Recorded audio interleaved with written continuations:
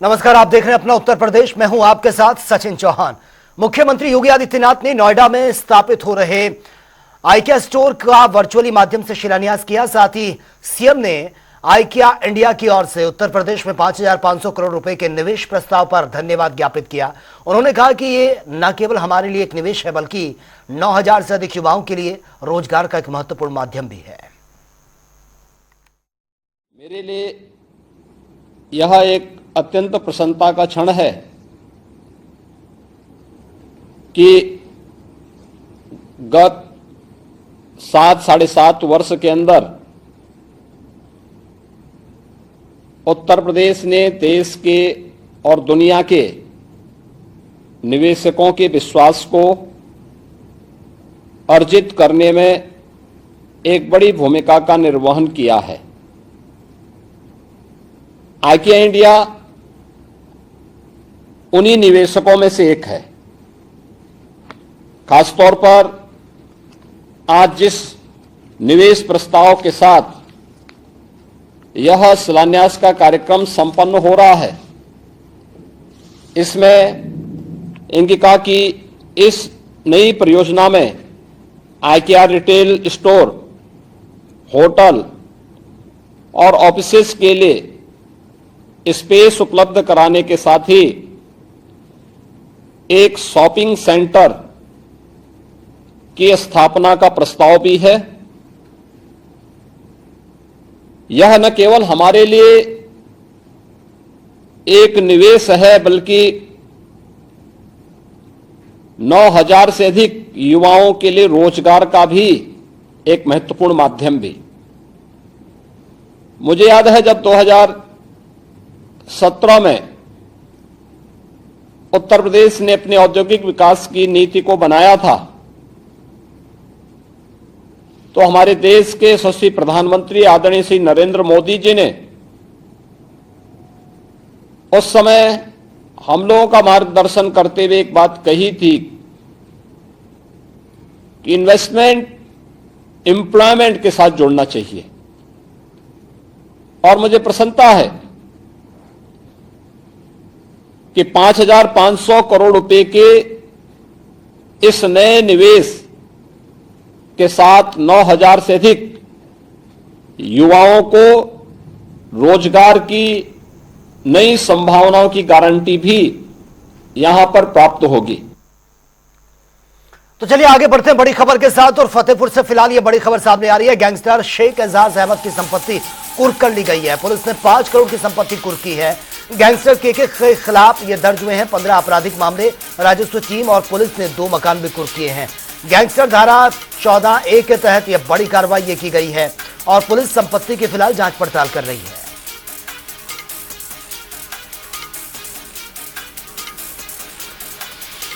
तो फिलहाल ये बड़ी खबर से आपको अपडेट करा रहे हैं। बड़ा एक्शन ये लिया गया है। अभियान के क्रम में आज गैंगस्टर शेख एजाज अहमद उर्फ बॉक्सर की लगभग 5 करोड़ रुपए से अधिक की संपत्ति गैंगस्टर एक्ट की धारा 14A के अंतर्गत जब्त की गई है। इस क्रम में भूमि सहित 2 भवन शामिल हैं, जिनकी बाजार कीमत 5 करोड़ रुपए से अधिक है। शेख एजाज उर्फ बॉक्सर जनपद का कुख्यात माफिया है। इसके ऊपर 15 से अधिक मुकदमे जनपद के थानों पर पंजीकृत हैं। ये थाने का कुख्यात हिस्ट्री शीटर है। इसकी समस्त चल अचल संपत्तियों की विधिवत जांच की जा रही है। सभी पक्षों की गंभीरता से पड़ताल करके अग्रिम विधिक कार्रवाई की जा रही है। और मथुरा के थाना गोवर्धन इलाके से एक मामला सामने आया, जहां पर ग्राम प्रधान और भारतीय जनता युवा मोर्चा के जिला उपाध्यक्ष पर कुछ लोगों ने जानलेवा यह हमला किया है। आपको बता दें कि ग्राम प्रधान अमित प्रताप को काफी चोटें आई हैं, जिसके बाद पुलिस ने मौके पर पहुंचकर घायल को अस्पताल में एडमिट करवाया है, जहां पर उनका इलाज चल रहा है। वहीं बीजेपी युवा मोर्चा के जिला उपाध्यक्ष ने इस सबके पीछे गोवर्धन विधायक मंगेश श्याम सिंह पर यह आरोप लगाए हैं। मामला ये था साहब कि हमारे गांव में पहले आरआरसी बनने के लिए पैसा आया था, जो कि खादे गड्ढों में बनता है। एक हमारे माननीय विधायक जी के गुर्गे हैं, उन्होंने मरगट की ज़मीन पे भी मकान बना रखे हैं और खादे के गड्ढों में अपने नोरे बना रखे थे। तो जो है अब वो खादे आरआरसी सेंटर खादे गड्ढों में बनना था, तो उनका वो अतिक्रमण हटा दिया था। तब से वो लोग मुझसे रंजिश मारने लग गए मैंने कम से कम 10 बार लिख के दिया, IGRS से शिकायत की, कप्तान साहब से भी कहा कि ये लोग मुझे मारना चाहते हैं, कभी मेरी हत्या कर सकते हैं। मैंने लिखित में भी कई बार दे रखा है, सब रिकॉर्ड है मेरे पास, लेकिन 151 कर दी जाती है हमारे तरफ से। मैं इनके खौफ की वजह से अपने बच्चों को लेकर मथुरा रहने लग गया। अब एक हमारे यहाँ अमृत सरोवर है, उसको अधिकारियों ने भी कहा था कि अगर इसमें मछली पालन हो जाए तो ग्राम पंचायत की कुछ आय बनेगी, तो हमने ग्राम पंचायत की आय के अनुरूप ही जो प्रस्ताव कर दिया था एक ठेकेदार के यहाँ। मैं शाम को ऐसे कोई 8 साढ़े 8 बजे अपने भाई के स्टैंड निकलवा के जयपुर से लौटा था, मुझे पता नहीं थी। ठेकेदार का फ़ोन आया कि प्रधान जी यहाँ कुछ लोग आ गए हैं, ये मछली के बच्चे नहीं डालने दे रहे हैं। मैंने कहा मैं अभी आ रहा हूँ। मैं अपने ड्राइवर को लेके वहाँ चला गया। वहाँ उन लोगों मुझे पता नहीं थी, ये पहले से इन्होंने जो है षड्यंत्र रच रखा है। तो आते तुरंत पीछे से एक नेत्रपाल, चंद्रपाल, KP और ये 15-20 लोग थे, मेरा गले में साफी डाल के और मुझे खींच ले गए तालाब में डाल दिया मुझे, और वहाँ दबाने की कोशिश करी, गर्दन घेंट ली। इतनी देर में मेरे घर वालों को पता लग गया, सब लोग आ गए, पुलिस भी पहुँच गई थी, तब जाके मेरी जान बची। मिस्टर अमित प्रताप जो है दिनांक 8/9/25 को 11 बजे के आसपास भर्ती हुए थे इमरजेंसी में। इनका डॉक्टरी मुआयना मारपीट के केस में संबंधित गोवर्धन CSC पे हुआ है। ये हमारे यहाँ रिफ़र हुए हैं ट्रीटमेंट के लिए, और ENT के लिए भी रिफ़र हुए हैं, ठीक है। और इनका इलाज करा, कोई खास बात नहीं है, मरीज बिल्कुल ठीक है। तो चलिए आगे आपको छोड़ जाते हैं जनता टीवी के तमाम रिपोर्टर्स के ग्राउंड जीरो रिपोर्ट के साथ। लखनऊ के ट्रांसपोर्ट नगर में जो इमारत ढही है उसमें जो है 8 लोगों की जान चली गई और 28 लोग अभी जो है जीवन मौत के बीच संघर्ष कर रहे हैं, गंभीर रूप से अस्पताल में भर्ती हैं।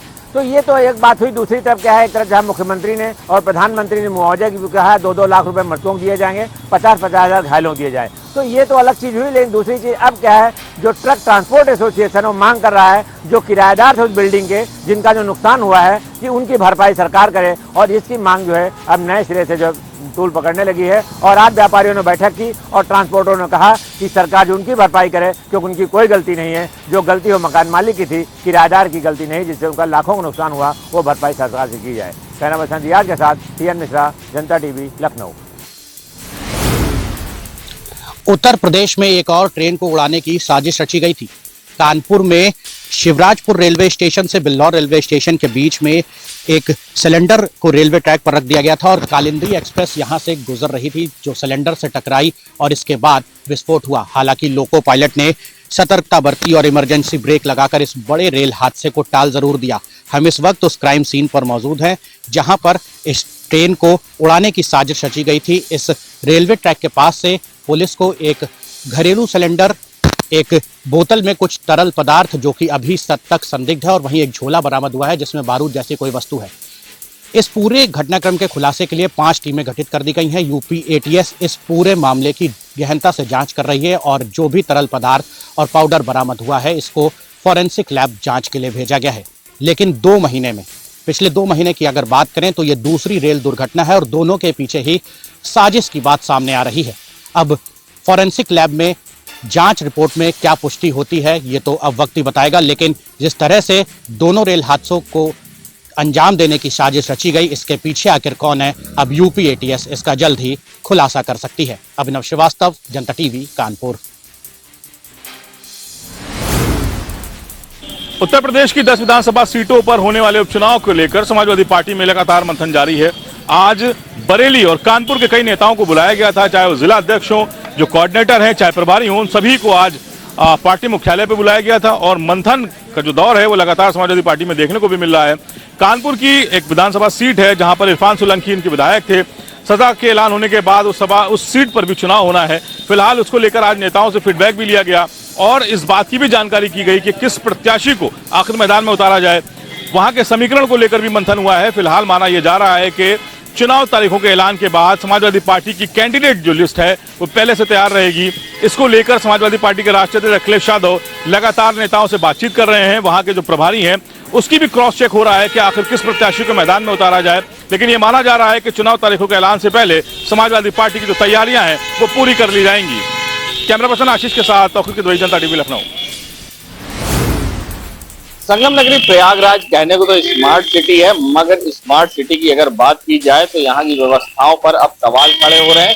जहाँ सरकार ने लगातार सड़कों को गड्ढा मुक्त करने की बात कही, मगर शहर दक्षिणी क्षेत्र के करैली मस्तान मार्केट की सड़कों की अगर बात की जाए तो ये अभी भी खस्ता हाल है। और सबसे बड़ी बात, जहाँ हल्की सी बारिश के बाद ये सड़कें लबालब पानियों से भर जाती हैं और गड्ढे तालाब में तब्दील हो जाते हैं, जिससे आने जाने वाले लोगों को काफी परेशानी का सामना करना पड़ता है। अगर बात करी जाए जिम्मेदारों की, तो यहाँ के स्थानीय लोगों की माने तो ना ही यहाँ पर कोई जनप्रतिनिधि और ना ही मंत्री और सांसद विधायक कोई भी इसका संज्ञान नहीं ले रहे, जिससे कहीं ना कहीं लोगों को परेशानी का सामना करना पड़ रहा है। करीब 11 साल पहले इस सड़क को लोक निर्माण विभाग के द्वारा बनवाया गया था, PWD के द्वारा, मगर उसके बाद आज तक इस सड़क का कायाकल्प नहीं हो पाया है। भले ही समय पर पैचिंग करा दी गई हो, मगर हल्की सी बारिश के बाद ये पैचिंग उखड़ जाती है और ये गड्ढे में तब्दील हो जाती है और सड़क पर बड़े बड़े गड्ढे हैं और आप देख सकते हैं इन गड्ढों में किस तरह से पानी भरा है, जिससे लोगों को आने जाने में परेशानी का सामना करना पड़ा और रात के अंधेरे में अक्सर लोग दुर्घटनाग्रस्त भी होते हैं। अब देखना होगा ये सड़क अपनी बदहाली पर इसी तरह से रोती रहती है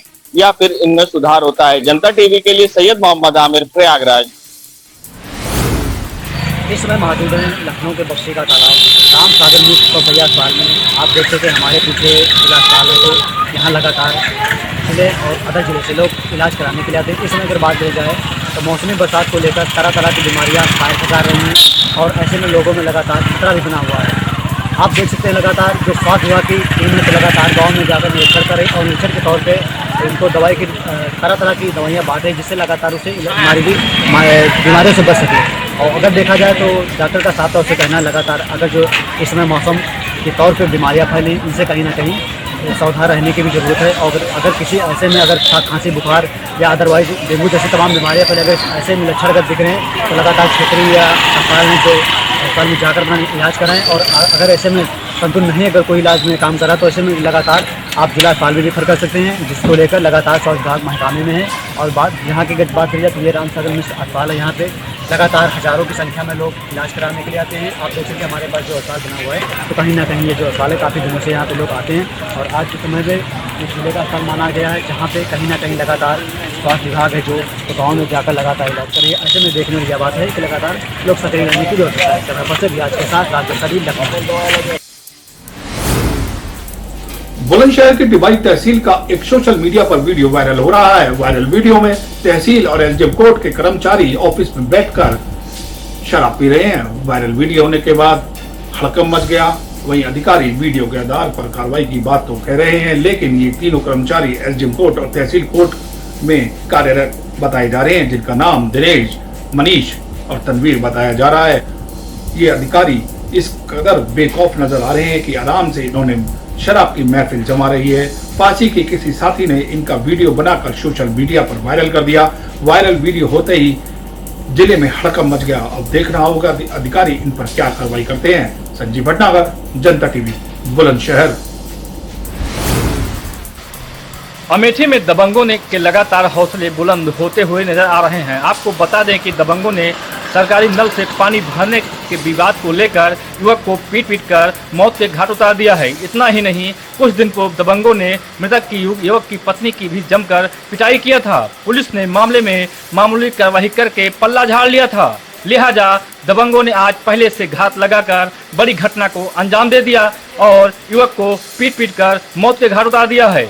युवक की हत्या से परिजनों का रो कर बुरा हाल है। वहीं सूचना पर पहुंची पुलिस ने शव को कब्जे में लेकर विधिक कार्यवाही में जुट गई है। ये पूरी घटना जाया थाना क्षेत्र के गंगाराम के पुरवा का बताया जा रहा है। विनोद कुमार दुबे, जनता टीवी, अमेठी। भारतीय किसान यूनियन टिकैत संगठन के द्वारा की गई मासिक बैठक का आयोजन, जिसमें 25 सूत्री ज्ञापन के मांगों के द्वारा समस्याओं को लेकर खंड विकास अधिकारी को कराया गया अवगत। आपको बताते चले पूरा मामला जनपद कानपुर देहात के रसूलाबाद विकास खंड का है, जहां पर भारतीय किसान यूनियन टिकैत संगठन के जिला अध्यक्ष विपिन तिवारी व ब्लॉक अध्यक्ष रणवीर यादव, तहसील अध्यक्ष कृष्ण कटहरिया के नेतृत्व में सैकड़ों किसान यहां पहुंचे। उन्होंने अपनी मांगे जो समस्याएं थी उन समस्याओं को संगठन के जिला अध्यक्ष को अवगत कराया। साथ ही 25 सूत्री मांगों को लेकर ज्ञापन खंड विकास अधिकारी डीपी यादव को सौंपा गया, जहाँ पर उन्होंने बताया कि गौशाला में जो संरक्षित गौवंश है उनकी देखभाल नहीं हो पा रही है। आवारा गौवंश सड़कों पर टहल रहे हैं और जिससे कहीं ना कहीं किसान इसमें प्रताड़ित है। ऐसे में ठेकेदारों के द्वारा मनमानी तरीके से पीले ईंटे का प्रयोग किया जा रहा है। निर्माण कार्यों में कई समस्याओं को लेकर जहां मांगे उन्होंने ज्ञापन के माध्यम से सौंपी और उन्हें पूरी उन समस्याओं को जल्द निराकरण की मांग की गई है। हालांकि खंड विकास अधिकारी जो डीपी यादव थे उन्होंने साफ तौर पर किसान संगठन के जिला अध्यक्ष विपिन तिवारी को आश्वासन देते हुए कहा कि उनकी मांगों को गौर किया जाएगा और जो मांगे न्यायपूर्वक संगति के अंदर होंगी उनको जल्द ही निरस्तारण किया जाएगा। अन्य शिकायतों के लिए जो है उन शिकायतों को लेकर संबंधित अधिकारियों से वार्तालाप करेंगे और उन समस्याओं को दूर करने का प्रयास किया जाएगा। देखना यह है कि लगातार किसान संगठन जो अपनी समस्याओं को लेकर ज्ञापन के माध्यम से उन समस्याओं को दूर करने की मांग उठाता है, आखिर उन समस्याओं का कब निराकरण हो पाएगा ये देखने वाली बात होगी। विशाल सिंह, जनता टीवी, रसूलाबाद, कानपुर देहात। कुशीनगर में ऑर्केस्ट्रा में डांस करने वाले 2 लड़कियों को अगवा करने का मामला सामने आया, जिसमें पुलिस ने 2 घंटे के अंदर दोनों लड़कियों को सुरक्षित बरामद करते हुए सुरक्षित स्थान पर पहुंचा दिया। पूरा मामला रामकोला के गोबरही चौराहे का है, जहां पे बीती रात 2 बजे कुछ दबंग व्यक्ति आए और फायरिंग करते हुए दोनों ऑर्केस्ट्रा में डांस करने वाली लड़कियों को अगवा कर कप्तानगंज की तरफ निकल लिए। वहीं मकान मालिक ने 112 को सूचना दी। सूचना के बाद पुलिस ने तत्काल कप्तानगंज की तरफ पहुंची और उन दोनों लड़कियों को सुरक्षित स्थान पर लाई और बरामद करते हुए 6 लोगों के खिलाफ मुकदमा दर्ज कर लिया। वहीं पुलिस अधीक्षक कुशीनगर संतोष कुमार मिश्रा ने बताया कि जैसे इसकी सूचना मिली हमने कप्तानगंज और रामकोला पुलिस को निर्देशित किया और 2 घंटे के अंदर उन लड़कियों को बरामद करते हुए सुरक्षित स्थान पर लाया गया। उसके बाद 6 लोगों के खिलाफ मुकदमा दर्ज करते हुए उसे गिरफ्तार कर लिया गया और उन्हें जेल भी भेजा जा रहा है। आदित्य पांडे, जनता टीवी, कुशीनगर। अभी बहराइच का मामला शांत नहीं हो पाया है।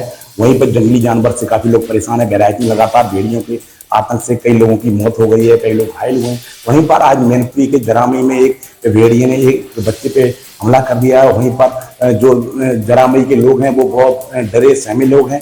हालांकि वन विभाग की टीम मौके पर पहुंच गई है और जो बच्चा है उसको डॉक्टर के पास ट्रीटमेंट के लिए भेज दिया गया है। और वहीं पर जो लगातार ग्रामीण हैं वो भाला और बल्लम लेकर सोने को मजबूर हैं, क्योंकि अपनी सतर्कता लगातार ये बरत रहे हैं कि लगातार ये भेड़िए का जो आतंक हो रहा है उसको लेकर काफी नए से समय नजर आ रहे हैं।